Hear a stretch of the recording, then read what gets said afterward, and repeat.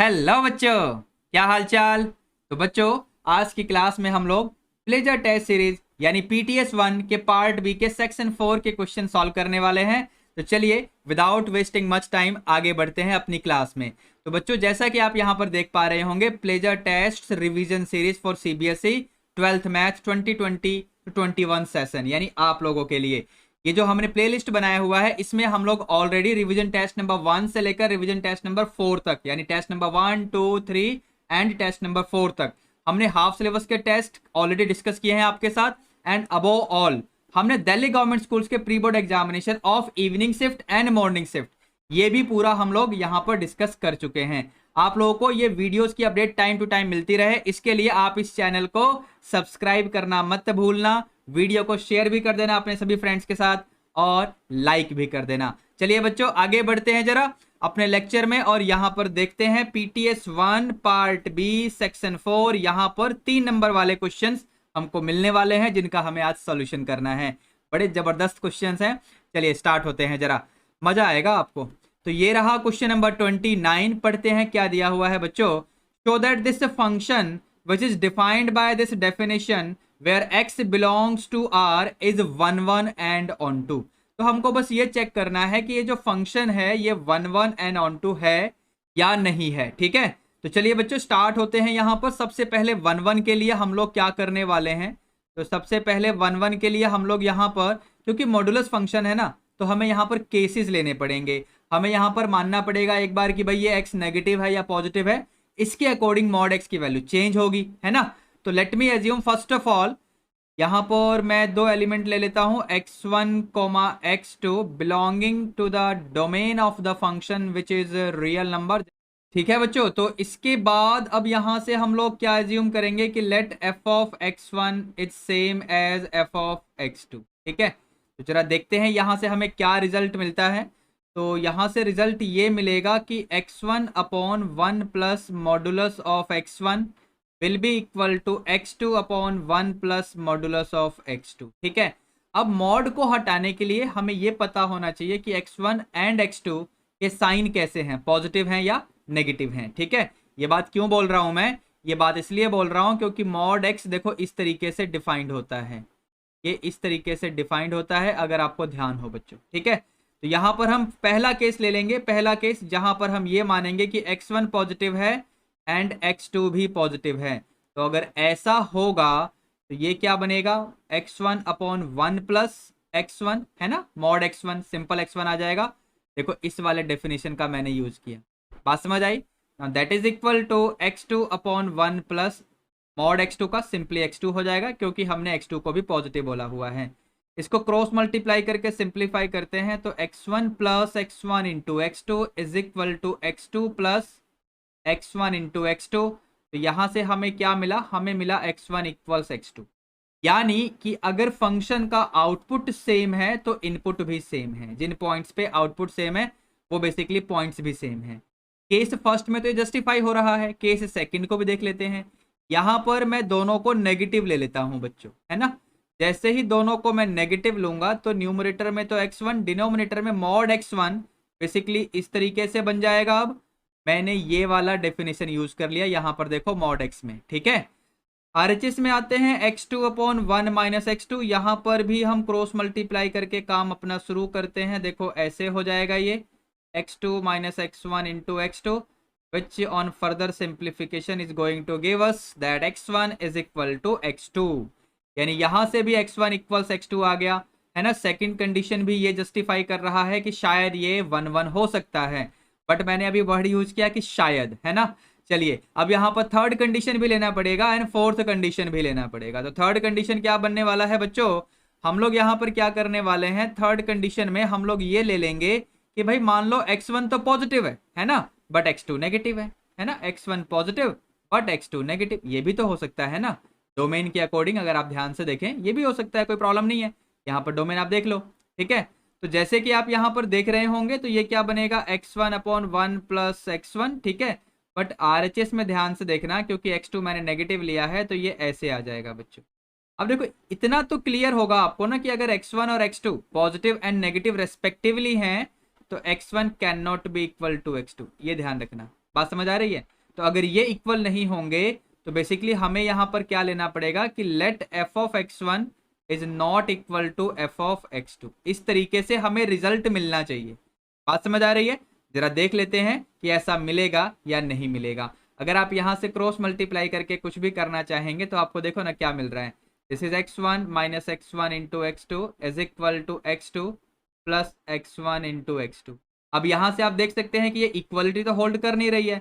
तो वही बात तो मैंने आपसे कही कि अगर x1 और x2 positive and negative respectively होंगे तो वो इक्वल नहीं हो सकते। तो इनपुट अगर सेम नहीं है तो आउटपुट भी सेम नहीं होंगे, यानी ये भी सेम नहीं होगा। बात समझ आ रही है? और ये यहां से जस्टिफाई तो हो ही रहा है। ठीक है, क्लियर है बच्चों? अब यहां से फोर्थ पार्ट भी ले लेते हैं, कहने का मतलब फोर्थ केस भी बनेगा। अब यहां पर देखो, थर्ड में हमने x1 को पॉजिटिव बोला, अब यहां पर x1 को नेगेटिव बोल दो लेकिन x2 को पॉजिटिव ले लो। ठीक है, तो इस केस में भी क्या होगा कि x1 can not be equal to x2। बात समझ आ रही है? And therefore f of x1 will not be equal to f of x2 as well. Means क्या हुआ कि यहां पर x1 upon 1 minus x1 will be equals x2 upon 1 plus x2। यहां से अगर आप जस्टिफाई करने की कोशिश करेंगे तो कुछ रिजल्ट मिलेगा ही नहीं। वो मैंने थर्ड केस में भी आपको दिखाया था। एंड देयरफॉर ये भी अनइक्वल होंगे बच्चों। बात समझ आ रही है? अब 1-1 फंक्शन में क्या होता है? 1-1 फंक्शन में ये होता है कि अगर इनपुट सेम है तो आउटपुट भी सेम होने चाहिए, लेकिन अगर इनपुट्स डिफरेंट हैं तो आउटपुट भी डिफरेंट होना चाहिए। बात समझ आ रही है सभी को, है ना? तो बस इन सभी बातों का यूज करते हुए, यानी केस 1 से लेकर केस 4 तक जो भी हमने एलोबरेट किया, इन सभी का यूज करते हुए हम लोग यहां पर कंक्लूड कर सकते हैं कि देयरफॉर f इज 1-1 फंक्शन। बात समझ आ रही है सभी को? ये ध्यान रखना कि मैंने लॉजिक क्या समझाया आपको। अगर इनपुट सेम है तो आउटपुट भी सेम होते हैं, इनपुट डिफरेंट है तो आउटपुट भी डिफरेंट होंगे। तो थर्ड एंड फोर्थ केस में इनपुट्स डिफरेंट थे क्योंकि एक पॉजिटिव और एक नेगेटिव हो रहा था, इसलिए आउटपुट भी डिफरेंट हमें लेने पड़े। बात समझ आ रही है बच्चों?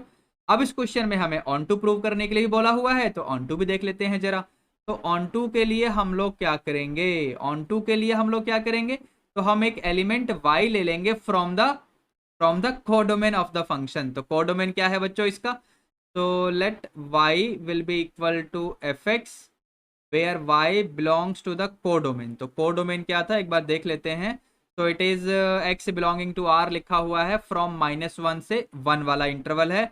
तो वहां तो उन्होंने x लिखा है ना, इसलिए x की फॉर्मेट में आपने देख लिया क्वेश्चन में। लेकिन अभी तो हम सॉल्यूशन करने वाले हैं जहां पर हमने कोडोमेन के लिए एक सेट y लिया है, देयरफॉर यहां पर y बिलोंग हमें करना पड़ेगा इस तरीके से। बात समझ आ रही है सभी को? ठीक है, तो अब यहां से अपना काम शुरू करते हैं। तो y इक्वल्स एफ एक्स क्या था? तो दिस वाज लाइक दिस। ठीक है, यहां से x की value in terms of y हम लोग फाइंड करने वाले हैं। तो चलिए जरा स्टार्ट करते हैं। y will be equal to x upon 1 plus minus x. ठीक है, यहां से फर्दर सिंप्लीफाई करेंगे तो y plus minus y into x equals x. Side change कर दो बच्चों, तो साइड चेंज करोगे तो y will be equal to x minus plus x into y. यहां से x कॉमन ले लेंगे, तो x कॉमन लेंगे तो इस तरीके से आएगा बच्चों, ध्यान से देखिए। बस यहां से आपको x की वैल्यू मिल रही है y upon 1 minus plus y. ठीक है, बात समझ आई सभी को? इतना क्लियर है? अब यहां पर देखिए ध्यान से, क्योंकि आपका y जो है किस इंटरवल से था? तो y आपका इस इंटरवल से था। तो इस इंटरवल में से अगर आप y की वैल्यू को पुट करेंगे ना इस वाले एक्सप्रेशन में जो आपने अभी ऑब्टेन किया है, तो यहां से आपको x की वही वैल्यूज मिलेंगी जो ये आपसे चाहता है। मतलब यहां से ये बिलोंग्स टू r होगा, which is the domain of the function. बात समझ आ रही है? r मतलब डोमेन ऑफ द फंक्शन, जैसा कि आप यहां पर देख सकते हैं टॉप में। देखिए ध्यान से, मैं हाईलाइट कर देता हूं, ये देखो ध्यान से। बात समझ आ रही है सभी को? तो r यहां पर डोमेन हो गया। कहने का मतलब x will belong to the domain of the function. कहने का मतलब क्या हुआ? कहने का मतलब क्या हुआ बच्चों? कहने का मतलब ये हुआ कि for all values of y from the codomain we will have a value of x in the domain of the function. बात समझ आ रही है? यानी for all the images under the function f we have an preimage in the domain of the function. बात clear है? So therefore यहां से हम कंक्लूजन ये ले सकते हैं कि आपका जो फंक्शन है उसका रेंज वही होगा जो इसका कोडोमेन हुआ, है ना? इसलिए यहां से आपका f क्या हो जाएगा, f आपका ऑन टू हो जाएगा। क्लियर है बच्चों, बात समझ आ रही है? तो ये फंक्शन आपका ऑन टू भी प्रूव हो गया। ठीक है, अब आगे बढ़ते हैं, जरा अगला क्वेश्चन देखते हैं। अगला क्वेश्चन क्या है? तो अगला क्वेश्चन यानी क्वेश्चन नंबर 30। तो यहां पर हमें डिफरेंशिएबिलिटी डिस्कस करने के लिए बोल रहा है। जरा पढ़ लो ध्यान से, फंक्शन क्या है। चलिए काम शुरू करते हैं। x इक्वल टू 0 पे, यानी 0 पे हमें इसका डिफरेंशिएबिलिटी चेक करना है। तो सबसे पहले एक काम करो, f0 को निकाल के रख लो। तो f0 यानी 0 ही आएगा। यहां पर डेफिनेशन आप देख सकते हैं। अब डिफरेंशिएबिलिटी के लिए हम लोग क्या लेंगे, लेफ्ट हैंड डेरिवेटिव एट 0। तो फॉर्मूला क्या बनता है बच्चों, याद है आपको? फॉर्मूला बनेगा limit x approach 0 minus this will B fx minus f0 upon x minus 0। Clear है बच्चों? ठीक है, अब यहाँ पर हम वैल्यू पुट कर देंगे कि जब x 0 से जस्ट स्मॉलर है तो फंक्शन का वैल्यू क्या है। तो फंक्शन का वैल्यू ये है बच्चों, f0 की वैल्यू ये रही, डिनोमिनेटर में x पहले से ही प्रेजेंट है। यहाँ पर फर्दर सिंप्लीफाई जैसे ही करोगे, न्यूमरेटर में x square into sine of 1 upon x मिलेगा, नीचे पहले से ही x है। ये यहाँ पर कैंसिलेशंस होंगी, तो कैंसिलेशंस होंगी तो क्या मिलेगा आपको, तो जैसे ही कैंसिलेशंस करोगे तो आपको ऊपर x और ये साइन 1 अपॉन एक्स मिलेगा। x की लिमिट 0 पुट करोगे तो 0 इंटू साइन 1 अपॉन 0 आएगा। ठीक है, अब यहाँ पर कुछ समझाना है आपको, ध्यान से सुनना बेटा। होता क्या है ना कि साइन एक्स के लिए, यानी साइन एक्स में इन जनरल बोल रहा हूं, तो साइन एक्स के लिए जो आंसर आता है ना, वो आंसर यानी रेंज इस इंटरवल का होता है। ठीक है, कहने का मतलब एक्स कैसा भी एंगल हो, कोई भी रियल एंगल हो, साइन एक्स का आंसर इस इंटरवल से ही होता है। लेकिन कौन सा आंसर आएगा, क्या वैल्यू आएगी साइन एक्स की, वो इस बात पर डिपेंड करेगा कि आपने एंगल एक्स की क्या वैल्यू दी है। लेकिन जब एंगल एक्स डिफाइंड ना हो, मतलब जब एंगल एक्स नॉट डिफाइंड हो, जैसे कि यहां पर है 1/0, जब एंगल डिफाइंड नहीं है तो हमें यह तो पता नहीं होगा कि साइन एक्स की वैल्यू क्या होगी, लेकिन हमें यह जरूर पता होगा कि वो वैल्यू इस इंटरवल में ही कहीं ना कहीं होगी। तो मतलब यहां पर हम क्या लिख सकते हैं साइन 1/0 की जगह, कि a value which is lying between -1 to 1, -1 to 1। बात याद रहेगी आपको, है ना? तो कोई भी वैल्यू जो कि -1 से 1 के बीच में होगी, उस वैल्यू को अगर मैं 0 से मल्टीप्लाई करूंगा तो मुझे आंसर 0 ही मिलेगा। बात क्लियर है? ये तो हमारा लेफ्ट हैंड डेरिवेटिव आ गया। अब हम चलते हैं राइट हैंड डेरिवेटिव भी निकाल लेते हैं। तो राइट हैंड डेरिवेटिव ये रहा बच्चों। यहाँ पर भी फॉर्मूला आपका जो है ना इस तरीके से होगा, बस लिमिट में चेंज होता है, जैसा कि मैंने यहाँ पर किया हुआ है 0+। ठीक है, तो यहाँ पर भी फंक्शन का जो डेफिनेशन है ना वो वही है जो हमने LHL के लिए लिया था, यानी x square into sine of 1 minus x, और f0 तो 0 है ही, नीचे आपका x। इसको फर्दर सिंप्लीफाई करोगे तो लिमिट x अप्रोचेज 0+, और ये x square upon x into sine 1 upon x, यानी x into sign of 1 upon x, इस तरीके से आपको मिल जाएगा। क्लियर है बच्चों? यहां पर भी x की लिमिट जैसे ही आप पुट करेंगे तो 0 इंटू साइन ऑफ 1/0, यानी फाइनली आंसर 0 आ जाएगा। यहां पर कंक्लूजन ये होगा कि left hand derivative is same as right hand derivative at x equal to 0, therefore function f is differentiable, function f is differentiable when x is equal to 0, है ना? यानी x इक्वल टू 0 पे function f आपका differentiable है, ये बात sure हो गई। ठीक है बच्चों, अब आगे बढ़ते हैं, अगले क्वेश्चन में देखते हैं अगले क्वेश्चन में हमें क्या बोला हुआ है, यानी क्वेश्चन नंबर 31 में। तो क्वेश्चन 31 जैसा कि आप यहाँ देख रहे हैं, बेसिकली 2 क्वेश्चन है, यानी यहाँ पर अल्टरनेटिव भी है। चलिए स्टार्ट करते हैं। सबसे पहले हम ऊपर वाले क्वेश्चन को, तो यहाँ पर x इक्वल्स ये दिया हुआ है, y इक्वल्स ये दिया हुआ है, पैरामीट्रिक फंक्शन है बेसिकली। यहाँ पर आप पैरामीटर देख सकते हैं, यहाँ पैरामीटर t आपको दिख रहा है, लेकिन जो आंसर है ना वहां पर कहीं भी पैरामीटर t नहीं है। अपार्ट फ्रॉम दैट आंसर में लॉगरिथम फंक्शन भी आ गया है। इससे मुझे आइडिया मिला कि यहाँ पर पहले लॉग ले लो बेटा। जैसे ही लॉग लोगे तो लॉग x, और ये क्या बनेगा, log of e to the power cos 2t। वैसे ये जो लॉग लिया है हमने नेचुरल लॉग लिया है, मतलब बेस में e पहले ही अंडरस्टूड रहा होगा। तो यहाँ से ये बनेगा आपका log of x will be equal to cos 2t into log of e on the base of e, है ना? बेस तो पहले से e है, अंडरस्टूड है, मैंने बोला आपको। ये फाइनली बनेगा आपका log ऑफ x, अब बेस e नहीं लिख रहा हूं, और RHS में आएगा cos 2t, और ये log of e on the same base e will be equal to 1, है ना? बेसिकली फॉर्मूला क्या होता है, log of a on the same base a will be equal to 1, ठीक है। सिमिलरली जैसे y इक्वल्स आपको दिया हुआ है, यहां से भी आप लॉगरिथम लेके ऐसे ही सिंप्लीफाई करेंगे, so you are going to get log y is equal to sine 2t, ठीक है बच्चों। अब यहां से एक काम करो, जो आपको रिजल्ट लाना है ना, वो बेसिकली एक्स वाई की फॉर्मेट में लाना है, कहीं पर भी पैरामीटर नहीं है, d y upon d x की वैल्यू में देख सकते हो, जो प्रूव करना है वहां पर। तो आप एक काम करिए, यहाँ जो आपने sign 2t and cos 2t की वैल्यू निकाली है ना, इनका स्क्वायर करके ना ऐड कर दो, तो cos square theta plus sine square theta, यहाँ थीटा का मतलब 2t से है मेरा, ठीक है। तो इनकी वैल्यू का भी स्क्वायर हो जाएगा, लॉग एक्स का whole square plus log of y का होल स्क्वायर। अच्छा एलएचएस में यानी ये cos square plus sine square, ये क्या बनेगा, तो ये 1 बनेगा, तो लेट मी राइट इट। तो finally it will be log of x का होल स्क्वायर, ठीक है, प्लस लॉग ऑफ वाई का होल स्क्वायर इक्वल टू 1। एक बात ध्यान से सुनना, अगर आप समझ पाओ तो ये वाली चीज जो प्रॉपर्टी है ना, ये बेसिकली इसमें या इसमें नहीं लगेगी। क्यों नहीं लगेगी, जरा कमेंट करके बताना मुझे, ठीक है। नजरों का धोखा अगर आपको नहीं हो रहा है तो ठीक है बच्चों। अब यहां से डेरिवेटिव शुरू कर देंगे हम लोग। जैसे ही डेरिवेटिव शुरू करेंगे तो ये बनेगा 2 times log of x, log x का करेंगे 1 अपॉन एक्स आएगा, plus 2 times log of y, log y का 1 अपॉन वाई, और फिर वाई का d y upon d x 1 का 0 हो जाएगा। बस हमें यहाँ से ना अब रीअरेंज करना है, 2 कॉमन भी ले लेंगे। तो फाइनली क्या बनने वाला है, this is going to give us log y upon y into d y upon d x is equal to minus log x upon x. बस यहाँ से क्रॉस मल्टीप्लाई कर दो तो वाई डैश यानी d y upon d x की value आ जाएगी। ये वैल्यू क्या आ रही है, ये वैल्यू आ रही है minus y upon x into log of x upon. तो बच्चों बस यही चीज आपको प्रूव करनी थी। तो ऊपर वाला क्वेश्चन तो सॉल्व हो गया। अब यहाँ पर एक अल्टरनेटिव भी है, उसको भी देख लेते हैं। तो अल्टरनेटिव क्या है, एक्स की पावर ये है, वाई की power n equal to x plus y power में एम प्लस एन। तो हमें ये सब प्रूव करना है। तो चलते हैं जरा अगले पेज पे, देखते हैं यहाँ पर किस तरीके से होगा। तो दिस इज योर अल्टरनेटिव। तो हमें क्या गिवन है, x m into y n is equal to ये वाला वैल्यू हमें गिवन है, ठीक है बच्चों। यहाँ आप देख सकते हो फिर से। अब चलते हैं जरा डेरिवेटिव स्टार्ट करते हैं। यहाँ पर जैसे डेरिवेटिव स्टार्ट करोगे तो आपको यहाँ पर ना काफी कॉम्प्लेक्सिटी का सामना करना पड़ेगा। तो इसलिए यहाँ पर आप लॉगरिथम ले लो, take log on both sides. जैसे ही आप लॉग लेंगे, देखो डेरिवेटिव तो करेंगे लेकिन अभी जरा फंक्शन को सिंप्लीफाई कर लें।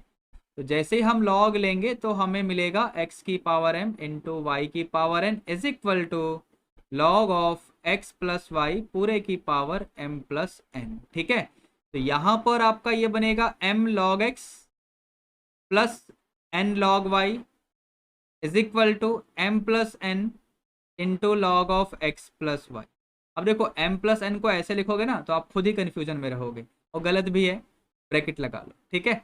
अब यहाँ से डेरिवेटिव शुरू करेंगे। तो डेरिवेटिव स्टार्ट करोगे तो क्या बनेगा, एम बाहर लॉग एक्स का 1 अपॉन एक्स, एन बाहर लॉग वाई का 1 अपॉन वाई, वाई का हो जाएगा d y upon d x. यहाँ पर एम प्लस एन तो कांस्टेंट ही है ना। लॉग वाले का करोगे तो 1 अपॉन एक्स प्लस वाई आएगा सबसे पहले, तो 1 अपॉन एक्स प्लस वाई ऐसे लिख दो, इनटू अब एक्स प्लस वाई का भी तो करेंगे चेन रूल से, तो एक्स का 1 और वाई का d y upon d x, ठीक है बच्चों। अब इस पूरे को अंदर मल्टीप्लाई कर दो और साइड भी चेंज कर दो। तो यहाँ से what we are going to get, we are going to get m upon x minus m plus n upon x plus y is equal to d y upon d x m plus n upon x plus y minus n upon y. कुछ समझे? इस चीज को यानी इस चीज को bracket के अंदर भेजा है ना, फिर साइड भी चेंज किया, और फिर जहां से जो चीज कॉमन है, जैसे कि d y upon d x यहाँ से कॉमन है, जो चीज कॉमन है उसे कॉमन भी ले लिया। क्लियर है सबको बच्चों, है ना।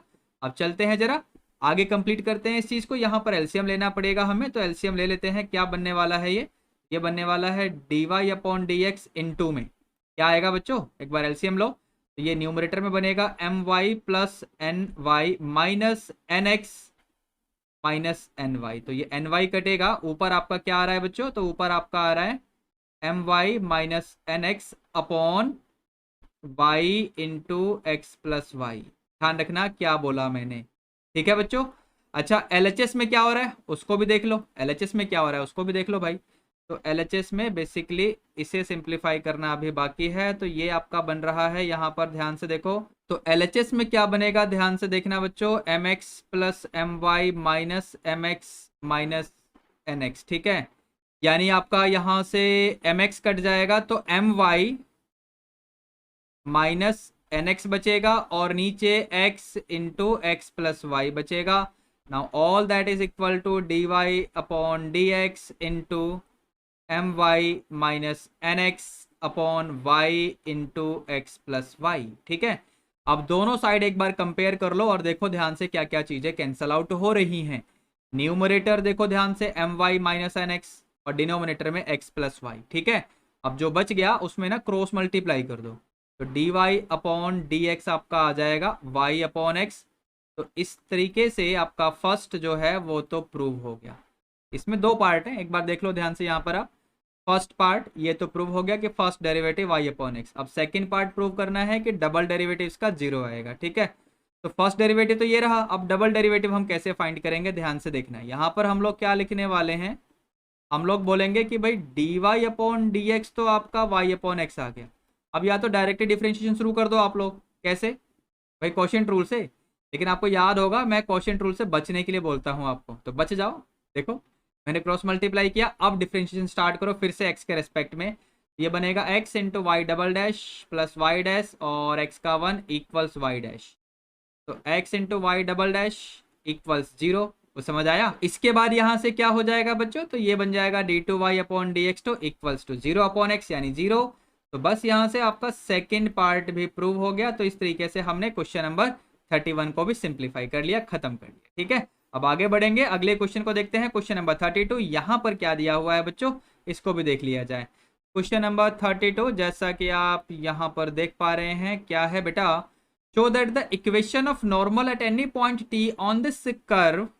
अब पैरामीट्रिक इक्वेशंस हैं गिवन कर्व की बेसिकली, तो हमें इसका नॉर्मल निकालना है, ठीक है। चलिए काम शुरू करते हैं। तो सबसे पहले तो आपको dx बाई डी निकालना पड़ेगा, है ना। तो dx बाई डी निकाल लो। तो dx बाई डी आपका क्या हो जाएगा, -3 sin t, ठीक है। यहाँ पर क्या आएगा, देखो पहले तो आपका आएगा 3 cos स्क्वायर टी और फिर cos टी का करोगे तो माइनस sin t आएगा, यानी प्लस का sin t। देखो ऐसे बने, ठीक है बच्चों, इतना तो क्लियर हो गया सबको, कोई प्रॉब्लम तो नहीं किसी को, ठीक है। अच्छा अब क्या करेंगे यहाँ से, अब हम करेंगे dy अपॉन डी का सामना चलो भाई dy अपॉन डी का भी सामना कर लो। तो ये क्या बनेगा आपका, this will B 3 times cos t -3 sign square T और साइन टी का हो जाएगा cos t, ठीक है बच्चों। तो बच्चों अब इसके बाद हमें dy अपॉन डी निकालना पड़ेगा। तो dy अपॉन डी के लिए हम लोग क्या करेंगे कि dy अपॉन डी को dx अपॉन dt से डिवाइड कर देंगे। तो यहाँ से क्या होने वाला है, 3 तो कॉमन आने वाला है, तो we are going to get cos t minus sine square t into cos t upon cos square t into sine t minus sine t, है ना। 3 और 3 कॉमन आके कैंसल आउट हो जाएगा। तो ये तो आपका डेरिवेटिव का वैल्यू आया, जिसमें अगर हमें t की वैल्यू पता चल जाए तो उससे स्लोप ऑफ टेंजेंट मिलेगा। हमें निकालना है slope of normal at t at any point t, यहाँ पर लिखा हुआ है, ठीक है। तो क्या करते हैं बच्चों, तो डेरिवेटिव का रेसिप्रोकल करके एक नेगेटिव फ्री में लगा देते हैं। तो ये बनने वाला है आपका minus cos square t into sine t minus sine t upon, देखो ये, ठीक है बच्चों। तो इस तरीके से आपका स्लोप ऑफ नॉर्मल आ गया। अब स्लोप ऑफ नॉर्मल तो मिल गया है, इसको सिंप्लीफाई भी कर लो, अच्छा रहेगा, फ्यूचर में काम आ जाएगा आपके। अब एक्चुअली क्या होने वाला है, न्यूमरेटर से ना आपका साइन टी तो कॉमन आएगा, तो अंदर क्या मिलेगा बच्चों, अंदर मिलेगा कॉस स्क्वायर टी -1 और यहाँ से कॉमन लोगे तो आपका कॉस टी कॉमन आएगा, अंदर क्या मिलेगा, तो 1 माइनस साइन स्क्वायर टी, ठीक है। तो ये क्या बनेगा बच्चों, तो ये बनेगा आपका न्यूमरेटर में, ध्यान से देखो। तो न्यूमरेटर में अगर इस नेगेटिव को अगर ब्रैकेट में ले जाओगे तो 1 माइनस कॉस स्क्वायर टी बनेगा। 1 minus cos square T sign square T होता है, बाहर साइन टी पहले से ही है, कहने का मतलब ये बनेगा साइन क्यूब टी। और ऐसे ही डिनोमिनेटर में ये बनेगा कॉस क्यूब टी। यहाँ से आपको नॉर्मल का स्लोप क्या मिल गया, तो ये मिल गया आपका टेंजेंट ऑफ टी का क्यूब, ठीक है बच्चों। तो ये तो आपको स्लोप ऑफ नॉर्मल मिल गया। अब हमें इक्वेशन ऑफ नॉर्मल लिखना है इसी पॉइंट पे, ठीक है। कैलकुलेशन थोड़ी सी खतरनाक होंगी, ध्यान रखना। वैसे हमें प्रूव करना है, इसलिए हमें वो तो करना ही पड़ेगा जो हम करने से अदरवाइज बचने की सोच लेते। तो फिलहाल इक्वेशन ऑफ नॉर्मल, तो इक्वेशन ऑफ नॉर्मल यानी y माइनस वाई वन। अब यहाँ t की वैल्यू तो है नहीं, तो y1 के लिए हम एज इट इज फंक्शन को ले लेंगे जो गिवन था, यानी 3 sine t minus sine cube t, ठीक है, is equal to slope of क्या है, नॉर्मल। तो नॉर्मल का स्लोप क्या है, यानी साइन क्यूब टी। जानबूझ के अब टेन क्यूब टी को ऐसे लिख रहा हूँ, क्रॉस मल्टीप्लाई करना है मुझे, एक स्टेप कम हो जाएगा, अच्छा ही है ना। x माइनस x1 यानी 3 cos t minus cos cube T, ऐसे हो जाएगा, ब्रैकेट का ध्यान रखना। क्लियर है बच्चों। अब यहां से हमें फर्दर सिंप्लीफाई करना है, तो यानी क्रॉस मल्टीप्लाई शुरू करो और बस अपना काम स्टार्ट करो, जो होगा देखा जाएगा भाई। तो लेट्स बिगिन। यहां से सबसे पहले मैं क्रॉस मल्टीप्लाई कर दूं बेटा, ये बनेगा आपका cos cube t into y, ठीक है, माइनस ब्रैकेट के अंदर बनेगा 3 sine t into cos cube t minus sine cube t into cos cube t, ठीक है। आरएचएस में क्या होगा, x into sine cube t minus bracket लगा लो 3 sine cube t into cos t minus cos cube t into sine cube t, और bracket का ध्यान रखना, ब्रैकेट क्लोज कर दो बच्चों। अब इसके बाद क्या करेंगे भाई, अब इसके बाद एक्स और वाई वालों को एक तरफ करो, बाकी जो सेम टाइप की चीजें हैं उनको एक तरफ करो, देखते हैं कुछ कॉमन वॉमन आता है कि नहीं, ठीक है। चलिए बेटा स्टार्ट करते हैं। वैसे ये क्वेश्चन एग्जाम्पलर का है, ठीक है। सो अगले पेज पे आते हैं, अगले पेज पे यानी यहाँ पर लिख लेते हैं। तो हमें क्या मिला था बच्चों, हमें मिला था cos cube t into y minus sine cube t into x. एक बार कंफर्म करते चलो, बिल्कुल ठीक है। अब इन सबको ना उधर लेके जाने वाला हूँ, तो ये ब्रैकेट के आगे माइनस है ना, उधर जाके ब्रैकेट के आगे पॉजिटिव हो जाएगा। ये क्या बनेगा, 3 sine t cos cube t, यानी 3 sine t into cos cube t minus minus क्या, sine cube t into cos cube t, यानी sine cube t into cos cube t. अच्छा, उधर पहले से ही क्या प्रेजेंट है, ये ब्रैकेट के अंदर वाला प्रेजेंट है, जिसके बाहर पहले से ही नेगेटिव है। इस नेगेटिव को अंदर भेज दो और देखते हैं क्या होने वाला है।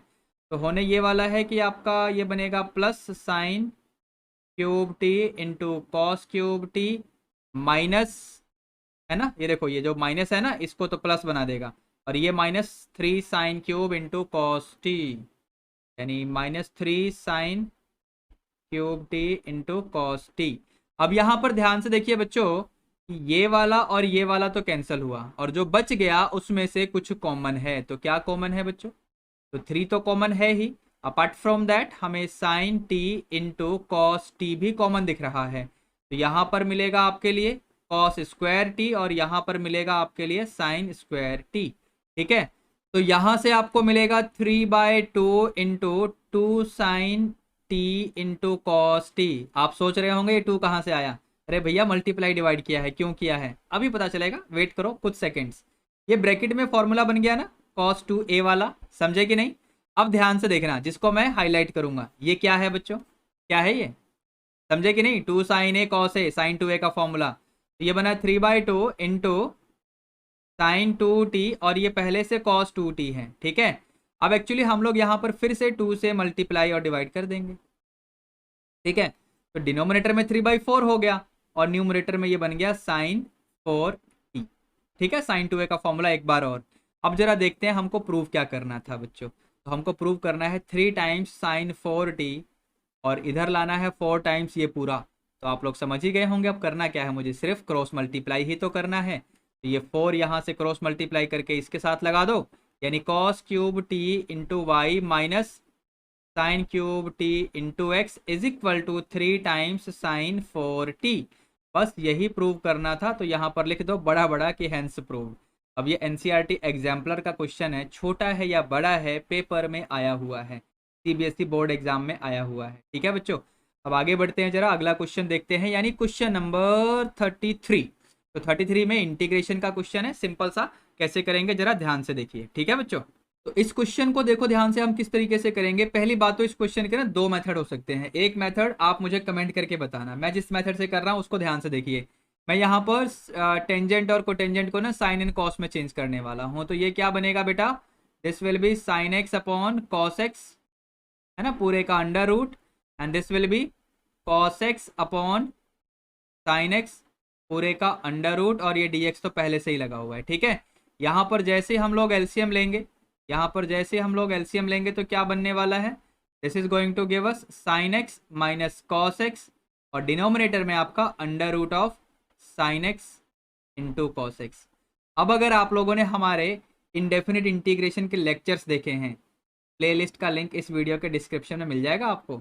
अगर आपने लेक्चर देखे हैं तो आपको पता होगा इसका हमने एक स्पेशल नाम रखा था इस टाइप के इंटीग्रेशन का। क्या नाम था, क्या तरीका होता है, तरीका तो बताऊंगा, नाम आप मुझे कमेंट करके बताएंगे। चलिए बच्चों क्या करेंगे, यहाँ पर न्यूमरेटर में जो भी आपको दिख रहा है ना उसका आप लोग इंटीग्रेशन ले लो और यहाँ सब्स्टिट्यूट कर दो। तो यहाँ पर आप क्या करेंगे, minus cos x minus sine x इस तरीके से इक्वल टू टी, ठीक है। यानी न्यूमरेटर के इंटीग्रेशन को आपको सब्स्टिट्यूट करना है। अब सब्स्टिट्यूशन के बाद हम लोग क्या करते हैं, हम डिफरेंशिएशन करते हैं। करो जरा, तो क्या बनेगा, कॉस एक्स का माइनस साइन एक्स, एक नेगेटिव पहले से ही है ना, प्लस का साइन एक्स, और ये आपका ऐसे इनटू में dx इक्वल्स dt। अच्छा यहाँ पर एक स्पेशल काम क्या होता है कि स्पेशल काम ये होता है कि जो आपने सब्स्टिट्यूट किया ना उसका स्क्वायर भी करो। ये लो भाई, दोनों तरफ स्क्वायरिंग कर दिया। जैसे स्क्वायरिंग करा आपने तो यहाँ पर लेफ्ट हैंड साइड में आपका होल स्क्वायर खुलेगा, तो ये बनेगा आपका cos square plus sine square यानी 1, और फिर आपका बनेगा plus 2 sign x into cos x, यानी इसको लिख ही लो ऐसे 2 sign x into cos x, ठीक है, इक्वल टू टी स्क्वायर। अगर आप यहाँ कन्फ्यूज हो रहे हैं ना कि दोनों नेगेटिव हैं, बेसिकली आप इसको ऐसे देखो, ऐसे देखो, और इस पूरे के ऊपर होल स्क्वायर है, तो ये वाला स्क्वायर पहले इस नेगेटिव को पॉजिटिव बना देगा और फिर इसके ऊपर स्क्वायर आ जाएगा डिस्ट्रीब्यूट होके। अब बस आगे काम कर लो अपना, है ना, आसान है, ऐसी कोई बात नहीं है, डरने की जरूरत नहीं है। ए प्लस बी होल स्क्वायर वाला ही फॉर्मूला हमने लगाया है बच्चों। अब यहाँ से देखो इसका sign x into cos x का ना हम वैल्यू निकालने वाले हैं। क्यों, अपने इंटीग्रेंड को देखो ध्यान से, डिनोमिनेटर में देख लो, समझे, sign x into cos x, इसकी वैल्यू हमने निकाल ली है। तो आपका ये जो इंटीग्रेंड है ना वो क्या बन जाएगा फाइनली, तो आपका इंटीग्रेंड बन जाएगा न्यूमरेटर में तो dt हो गया, और डिनोमिनेटर में अंडर रूट के अंदर टी स्क्वायर माइनस 1 अपॉन 2, ऐसे ये बनेगा आपका, ये तो √2 हो जाएगा, और ये फाइनली इस तरीके से आपको दिखेगा अंडर रूट में टी स्क्वायर माइनस 1। समझे, समझे कि नहीं। अब फॉर्मूला यहाँ पर कौन सा लगेगा, याद है आपको फॉर्मूला कौन सा लगेगा, इंटीग्रेशन के फॉर्मूले याद कर लो मेरे बच्चों। ये √2 हो जाएगा, और ये आपका log of t plus under root of t square minus 1, mod यहाँ बंद, और ये प्लस कांस्टेंट, ठीक है। अब टी की जो वैल्यू थी उसको हम पुट बैक कर लेते हैं बच्चों। तो टी की वैल्यू यहाँ पर क्या है, टी की वैल्यू हमने ली थी minus cos x minus sign x, ठीक है, प्लस अंडर रूट में। अब टी स्क्वायर माइनस 1 की वैल्यू बेसिकली साइन 2x आएगी। कैसे पता चला मुझे, कैसे पता चला बताना मुझे, यहाँ पर देख लो, टी स्क्वायर माइनस 1 की value sign 2x, cross multiply करके देखो, समझे कि नहीं, बस आपका आंसर आ चुका है, ठीक है। तो ये तो इस क्वेश्चन का मेथड 1 है बच्चों। मेथड 2 क्या होगा वो आप मुझे कमेंट करके बताएंगे बच्चों। चलिए आगे बढ़ते हैं, क्वेश्चन नंबर 34 को भी देख लेते हैं। तो इसमें क्या होने वाला है, यहाँ पर हमें एरिया वाला क्वेश्चन दिया हुआ है। एप्लीकेशन ऑफ इंटीग्रल टॉपिक में से हमें कौन सा एरिया निकालना है, area above x axis which is bounded by this ellipse y equal to 0, मतलब कौन सा एक्सिस, समझे, and the coordinates represented by both the latus rectum of the given ellipse. तो यहाँ पर जो आपका एलिप्स है ना, इसमें डिनोमिनेटर में जो आपको दिख रहा है ना एक्स स्क्वायर के नीचे 16 है, तो वो बड़ा नंबर है। कहने का मतलब इस एलिप्स का मेजर एक्सिस जो होगा वो एक्स एक्सिस के अलोंग होगा। तो इस तरीके से आपका डायग्राम कुछ बन जाएगा, मैं बना देता हूँ ऐसे, है ना, ऐसा ही बनेगा कुछ, राइट, इस तरीके से। ये आपका एक्स एक्सिस हो गया, ये आपका वाई एक्सिस हो गया, ठीक है। यहाँ पे और यहाँ पर अगर पॉइंट्स को लोकेट करना है तो कर सकते हो, लेकिन हम क्योंकि लिमिट्स एक्स की लेंगे इसलिए मैं एक्स वाला ही लोकेट कर रहा हूँ। अब यहाँ पर लेटस रेक्टम के बारे में भी बोला गया है। तो लेटस रेक्टम का इक्वेशन पता है आपको क्या होता है, लेटस रेक्टम का इक्वेशन, बेसिकली लेटस रेक्टम एक ऐसा लाइन होता है जो कि फोकस से पास करता है और परपेंडिकुलर भी होता है, किसके ऊपर, मेजर एक्सिस के ऊपर, समझे। तो यहाँ पर इसका फोकस कहाँ बनेगा, तो एक फोकस यहाँ पर होगा और एक फोकस यहाँ पर होगा। तो फोकस के कोऑर्डिनेट्स क्या होते हैं बच्चों, तो प्लस माइनस सी कॉमा 0, ठीक है। तो सी की वैल्यू कैसे आएगी, तो सी की वैल्यू के लिए मुझे ए स्क्वायर और बी स्क्वायर पहले निकालना पड़ेगा। तो ए स्क्वायर ये रहा, बी स्क्वायर ये रहा, तो यहाँ से हमें अब सी स्क्वायर पहले मिलेगा, फिर हम सी लिख लेंगे। तो क्या होता है A square equals B square plus C square. तो यहाँ से आप देख सकते हैं सी स्क्वायर आपका आएगा 16 माइनस 12 दैट इज 4, तो सी की वैल्यू आएगी +-2, यानी ये वाला पॉइंट बनेगा -2 और ये वाला पॉइंट बनेगा 2। तो यहीं से पास होने वाला एक लाइन होता है आपका लेटस रेक्टम, इस तरीके से, ये देखो भाई, ठीक है। इस तरीके से आपका लेटस रेक्टम आ गया। तो आपको अबो एक्स एक्सिस वाला एरिया निकालना है, यानी ये वाला एरिया निकालना है, देखो ये वाला, एंड y इक्वल टू 0 का मतलब एक्स एक्सिस के साथ में, ठीक है। तो ये वाला एरिया आपको फाइंड करना है बच्चों, यानी -2 से 2 के बीच में आपको एलिप्स लेना है। Are you getting me? ठीक है। तो चलिए अपना एरिया स्टार्ट करते हैं बच्चों। तो ये बनेगा -2 से 2 के बीच में y dx। अब अपने एलिप्स में से y की वैल्यू निकाल लेंगे हम लोग। तो एलिप्स में से y की वैल्यू निकालेंगे तो इसके लिए हमें क्या करना पड़ेगा, y² / 12 that is equal to 1 - x² / 16। यहाँ पर एलसीएम ले लो, 16 - x² / 16, क्रॉस मल्टीप्लाई करो तो ये बनेगा 12/16, ब्रैकेट में 16 - x²। यहाँ से स्क्वायर को हटाओ तो प्लस माइनस आपका ये बनेगा 2√3/4। ध्यान से देख लो सही लिखा है कि नहीं, ठीक है। और ये 2/4 कैंसिल होकर √3/2 भी दे देगा बेसिकली, ऊपर तो √3 है ना पहले से। और ये 16 - x² का हो जाएगा √, यानी पावर हाफ ही लिख लो। तो यहाँ पर फाइनली ये क्या बनने वाला है बच्चों, तो ये बनने वाला है √3/2 और ये आपका -2 से 2 और ये बनेगा √, में 16 - x² और ये रहा dx। ठीक है बच्चों। तो बस अब हमें इसको इंटीग्रेट करना है। वैसे एक काम आप और भी कर सकते हैं, ये जो कर्व है ना वो सिमेट्रिकल हो जाएगा about y axis as well as about x axis, ठीक है। तो इसका फायदा उठा सकते हो आप लोग। फायदा उठाने के लिए आपको करना बस ये होगा कि -2 से 2 के बीच का जो एरिया है उसको ना निकाल के 0 से 2 के बीच का एरिया निकालोगे। 0 मतलब देखो यहाँ से, ठीक है, और उसका डबल कर दोगे। बट एनीवे फिलहाल तो मैंने लिख दिया, अब लिख दिया है तो चलो आगे बढ़ते हैं जरा। ये बनेगा √3/2 और यहाँ पर आपका फॉर्मूला यानी x/2 √16 - x² + 16/2 यानी 8, ठीक है। अब ये रहा आपका लिमिट, ठीक है बच्चों। तो यहाँ से ये बनेगा √3/2। अब जरा लिमिट्स पुट कर देते हैं तो 2/2 तो 1 हो जाएगा, 16 - 2 का स्क्वायर यानी ये 12 बनेगा, 12 का रूट आपका 2√3 आ जाएगा। 8 टाइम्स साइन इनवर्स 2/4 यानी 1/2, ये तो अपर लिमिट हो ही गया आपका। अब माइनस से लोअर लिमिट भी कर लेते हैं तो ये बनेगा आपका -2/2 यानी -1 और ये यहाँ से आपका 2√3 तो आएगा ही। और ये बनेगा आपका -8 साइन इनवर्स -1/2 बनेगा ना, तो -8 इंटू साइन इनवर्स 1/2 यानी π/6 पहले ही लिख दो, ठीक है। चलिए ये आपका करली ब्रैकेट बंद हो गया। तो फाइनली यहाँ से √3/2 बाहर पहले से ही है, ये बनेगा 2√3 और यहाँ से -2√3 यानी ये मिलकर बन जाएगा 4√3। ये बनेगा 8π/6 और ये -8 π/6 यानी 16π/6, ठीक है बच्चों। पूरे में से 2 कॉमन आएगा, बाहर वाले 2 को कैंसिल करेगा तो √3 मिलेगा। यहाँ से आपको मिलेगा 2√3 और 2 कॉमन लिया है तो यहाँ पर 8 बचेगा, 8π/6, 8π/6 यानी 4π/3। तो आप चाहो तो यहीं पर छोड़ दो या फिर √3 को अंदर मल्टीप्लाई कर दो तो ये बनेगा 6 और ये बनेगा 4π/√3। एरिया है स्क्वायर यूनिट्स या यूनिट्स स्क्वायर लिखना मत भूलना। तो ये आपका आंसर आ गया। अब चलते हैं जरा अगले क्वेश्चन में देखते हैं, यानी क्वेश्चन नंबर 35। इसमें क्या बोला हुआ है इसको भी निपटा लेते हैं फटाफट। तो 35 यहाँ पर अल्टरनेटिव भी है। तो चलिए बच्चों स्टार्ट हो जाते हैं। हमें इसको सॉल्व करना है, डिफरेंशियल इक्वेशन वाला क्वेश्चन है। तो बेसिकली पहले तो इसको ले लो, ये जरा LHS में आपको दिख रहा है d/dx of x into Y, यानी अभी इन्होंने डेरिवेटिव किया ही नहीं है, कर लो भैया। तो x बाहर y का dy/dx, ठीक है, फिर y बाहर x का x के रेस्पेक्ट में 1 आ जाएगा। Now RHS is given like this, late me write it, ऐसे हो गया। तो हमें क्या मिला बच्चों, तो हमें मिलेगा ये x into dy/dx plus 2y is equal to x into sine x plus log x। अब वैसे तो आप सोच रहे होंगे कि इसको हम करें कैसे, है ना, लीनियर डिफरेंशियल इक्वेशन, कुछ याद आया। यहाँ पर x से ना दोनों तरफ डिवाइड कर दो, आपको अभी दिखने लगेगा। ये बनेगा 2/x into y is equal to sine x plus log of x, ठीक है। तो यहाँ पर बेसिकली हम लोग कंपेयर करेंगे इसके साथ, ये देखो टॉप में लिख रहा हूँ मैं dy/dx plus p of x into y is equal to q of x, ठीक है। तो यहाँ पी ऑफ एक्स क्या बनेगा, तो 2/x, ठीक है, और ये पूरा आपका क्यू ऑफ एक्स बनेगा। तो यहाँ पर ये बन जाएगा आपका P of x, this is your P of x and this is your Q of x, ठीक है। मैं इसको जानबूझ के नहीं लिख रहा हूँ, ठीक है। यहाँ से फाइनली हम लोग अब क्या करते हैं, तो इंटीग्रेशन फैक्टर निकालते हैं। तो वो क्या बनेगा, ई की पावर में ये जो फंक्शन पी ऑफ एक्स था ना, का हमें इंटीग्रेशन लेना होता है ऐसे, ठीक है। तो ये बनेगा ई की पावर में 2 log ऑफ एक्स, इसका मतलब ये हुआ ई की पावर में ln ऑफ एक्स स्क्वायर, ऐसे बन जाएगा। तो फाइनली आपको इंटीग्रेशन फैक्टर एक्स स्क्वायर मिल जाएगा।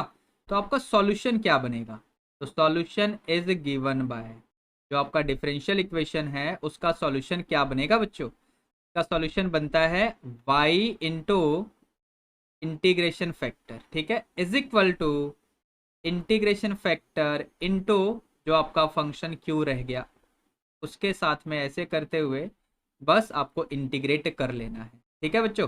अब यहाँ से हमें आरएचएस वाले का इंटीग्रेशन करना होगा, तो बाई पार्ट्स लगेगा, ध्यान रखना। चलते हैं जरा अगले स्लाइड पे काम शुरू करते हैं बेसिकली। तो सबसे पहले तो मैं एक काम करता हूँ कि x square into sine x इसको सॉल्व कर लेते हैं जरा, है ना, और फिर x square into log x उसको भी कर लेंगे। यहाँ पर लगेगा बाई पार्ट्स, तो बाई पार्ट्स के लिए फर्स्ट फंक्शन किसे मानोगे और सेकंड फंक्शन किसे मानोगे बच्चों, सोचो और बताओ मुझे, है ना।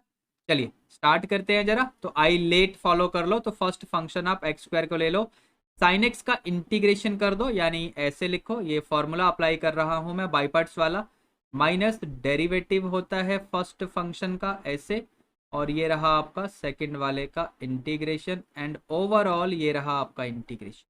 ये बनेगा एक्स स्क्वायर और ये माइनस कॉस एक्स, ये बनेगा पहले 2x, एक्स स्क्वायर का डेरिवेटिव हुआ, यहाँ से माइनस कॉस एक्स आएगा बाहर, एक माइनस पहले से है तो प्लस कर दो इसको, और ये ऐसे लिख दो। इसमें फिर से लगेगा बाई पार्ट्स, ये बन रहा है आपका x square into minus cos x, यानी ऐसे हो जाएगा बच्चों। और ये बनेगा आपका क्या, यहाँ पर आप 2x को बाहर करो, कॉस एक्स का इंटीग्रेशन यानी साइन एक्स हो जाएगा, फिर माइनस 2x का डेरिवेटिव 2 आएगा, कॉस एक्स का इंटीग्रेशन आपका साइन एक्स आएगा, और फिर इस पूरे का भी इंटीग्रेशन करेंगे, यानी ये बनेगा आपका प्लस का 2 कॉस एक्स। कुछ समझ आया, डायरेक्टली कर दिया है, जल्दी कर लो भाई, काफ़ी लंबा क्वेश्चन है। अब इसमें एक चीज़ और भी थी, एक चीज़ और क्या थी, तो x square into ln of x, इसका भी हमें इंटीग्रेशन करना पड़ेगा। तो यहाँ पर भी बच्चों आप लोग आइलेट फॉलो करेंगे, तो आइलेट फॉलो करेंगे तो यहाँ पर ln ऑफ एक्स को बाहर करना पड़ेगा, इसका हमें ऐसे इंटीग्रेशन माइनस डेरिवेटिव हमें लेना पड़ेगा d/dx of ln x into ये रहा, और इस पूरे का भी इंटीग्रेशन। तो ये क्या बनेगा बच्चों, दिस विल बी x³/3, ठीक है, और ये ln x तो पहले से ही है, यहाँ पर पहले बनेगा 1/x, क्योंकि डेरिवेटिव किया, इसका बनेगा 1/3 x³, समझे, और इस पूरे का भी इंटीग्रेशन बाकी होगा। तो फाइनली यहाँ से ये एक्स स्क्वायर का इंटीग्रेशन हमें करना पड़ेगा, जो कि x³/3 आएगा, पहले से 1/3 है, यानी ऐसे बन जाएगा। अब इसके बाद यहाँ से हम लोग चलते हैं जरा अपने सॉल्यूशन की तरफ। तो हमने लिखा था y into x square equal to ये पूरा इंटीग्रल, तो बस यहाँ पर आप फाइनली अपना आंसर डिक्लेयर कर सकते हो, that is y(x²) is equal to क्या बन रहा है ये आपका, तो ये बन रहा है 2x sin x plus 2 cos x minus x² into cos x, ठीक है, plus x³/3 ln of x minus 1/9 x³ plus constant of integration. बात समझ आ रही है सबको, ठीक है बच्चों। अब इस क्वेश्चन का क्योंकि एक अल्टरनेटिव भी गिवन है, तो उसको भी देखते हैं अल्टरनेटिव में क्या दिया हुआ है। तो अल्टरनेटिव में है आपके लिए ये वाला डिफरेंशियल इक्वेशन, जिसके सॉल्यूशन को y ऑफ x से रिप्रेजेंट करके बोल रहा है कि आपको इसकी वैल्यू फाइंड करनी है, और यहाँ पर ये भी कुछ कंडीशन है, ध्यान रखना। तो चलते हैं जरा, शुरू करते हैं। तो ये है आपका 2 plus sine x upon 1 plus y into dy upon dx is equal to minus cos x, ठीक है, जैसा कि आप यहाँ पर देख सकते हैं यही दिया हुआ है, ठीक है बच्चों, ये रहा, देख लो यहाँ पर। तो अब यहाँ से हमें वेरिएबल सेपरेबल बड़े आराम से दिख रहा है, तो बस काम शुरू कर लेते हैं। तो बस बच्चों यहाँ से ये वेरिएबल सेपरेबल बड़े आराम से हो जाएगा। तो क्या बनेगा आपका ये, तो ये बनेगा dy upon 1 plus y is equal to minus cos x dx upon 2 plus sine x, ठीक है। अब इसका इंटीग्रेशन शुरू कर दो, है ना, दोनों तरफ। तो ये 1/1 प्लस वाई जो डिनोमिनेटर में आपको दिख रहा है ना, उसके लिए तो हो जाएगा इस तरीके से बच्चों, ठीक है। और RHS में जैसे आप देखेंगे ना, तो ये माइनस तो मैंने बाहर कर दिया है, नीचे एक फंक्शन है, ऊपर उसका डेरिवेटिव है, तो हम इसको ऐसे लिख सकते हैं, है ना। डिनोमिनेटर में जो फंक्शन है उसमें बस लॉग लगा दो, लॉग ऑफ द फंक्शन। ये सब चीज़ें मैंने आपको सिखा रखी हैं। इंटीग्रेशन के प्लेलिस्ट का लिंक इस वीडियो के डिस्क्रिप्शन में मिलेगा आपको। प्लस कांस्टेंट सी ना लिखकर अब हम ln ऑफ सी लिखेंगे। बात समझ आ रही है? ठीक है, क्योंकि सारी चीज़ें यहाँ पर लॉगरिथम में है, ताकि सिंप्लीफिकेशन करने में आसानी रहे। अब आगे बढ़ते हैं जरा अगले पेज पे। तो ये क्या बन जाएगा आपका, तो ये बनेगा आपका ln of 1 plus y is equal to ln of c upon 2 plus sine x. ठीक है बच्चों, तो यहां से ये क्या बन जाएगा फाइनली आपका, तो यहां से बनेगा 1 plus y is equal to c upon 2 plus sine x. ठीक है, अब हमें क्वेश्चन में बच्चों पर्टिकुलर सॉल्यूशन के लिए कुछ दिया हुआ है, जैसा कि यहाँ पर देख रहे हैं, तो हम इसको यूज करेंगे। हम क्या बोलेंगे कि y is 1 when x is 0, so therefore यहाँ पर 1 plus 1 equal c upon 2 plus sine 0, यानी 0 ही हो जाएगा। तो यहाँ से c की वैल्यू 4 आएगी। तो फाइनली आपका सॉल्यूशन क्या बनेगा, तो solution of the differential equation will be y equals 4 upon 2 plus sine x minus 1। तो अब ये y as a function of variable x आ चुका है। अब हमें फाइनली एक काम और करना था। यहाँ पर आप देख सकते हैं कि find the value of y of π/2 बोला हुआ है, यानी इस वाले फंक्शन में जो हमने फाइंड किया है, इसमें हम पुट करेंगे x की जगह π/2। तो जैसे ही आप पुट करोगे तो आपको क्या मिलेगा बच्चों, देखो ध्यान से, तो this will be y of π/2 4 upon 2 plus sine π/2, यानी 1 होता है, माइनस 1, ये बनेगा 4 अपॉन 3 माइनस 1, एलसीएम ले लो तो 4 माइनस 3 अपॉन 3, यानी फाइनली आपका आंसर क्या आ जाएगा बच्चों, your answer will be 1/3 for this question. ठीक है बच्चों, बात क्लियर है? ये तो आपका आंसर हो गया इस क्वेश्चन का। तो बच्चों इसी के साथ हम लोगों ने पार्ट बी के सेक्शन 4 के क्वेश्चंस भी सॉल्व कर लिए हैं।